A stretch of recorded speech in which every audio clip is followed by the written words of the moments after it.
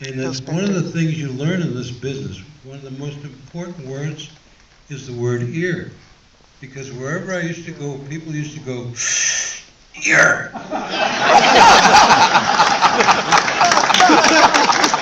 I guess it's no different today, I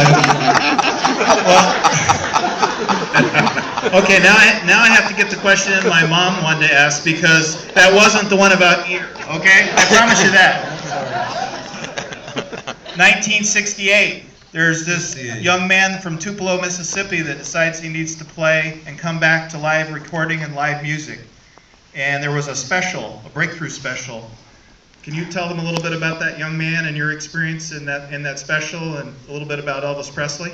Well, believe it or not, I had been working at Paramount doing little bit parts here and there as an actor. And when I had been working with the great Patti Page, beautiful, wonderful singer. How much is that dog? Who cares how much that dog costs? But the point is, I don't mean to be Don Rickles here. But the point is, when I got the call from Patti Page's husband at the time, passed away, Charlie O'Curran, a wonderful, wonderful Irishman. He wanted me to, he said, there's a secret session that's going to be going on. I want you on drums. Sure, well, okay. So I was invited to Paramount Pictures to this special meeting. And Paramount Pictures said, excuse me, Paramount Pictures said, we can't use him, he's an actor, we need musicians for this. And anyway, it took some convincing, because I go back to 1957 with Colonel Tom Parker, because he was managing a young, gorgeous kid by the name of Tommy Sands.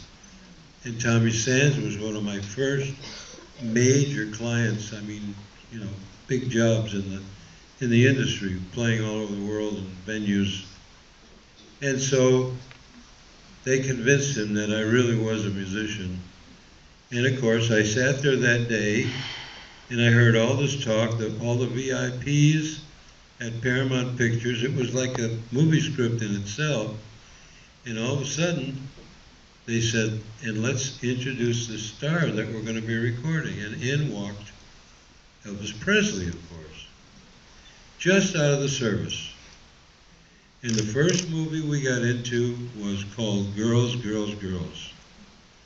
Although that was released later. Blue Hawaii was released before Girls, Girls, Girls. But anyway, the whole point is that all of a sudden, all your life you wanted to be a drummer, and all of a sudden you're playing with Frank Sinatra, Elvis Presley, Dean Martin, all the Rat Pack, Nancy Sinatra. This guy who owns a nightclub in Hollywood used to pay us $20 a night to go in there, you know. And don't forget about going in the men's room. You had to have a gas mask.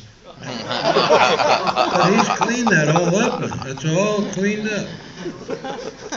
Most people just go out and back and, you know, do their whiz. You getting this? I happen to do that there today. I swear to God. And we want to thank you for sharing that. Actually, I have a question around that. What prompted you, with all your success in session work and recording, what prompted you to buy the baked potato and start that wonderful club and continue to operate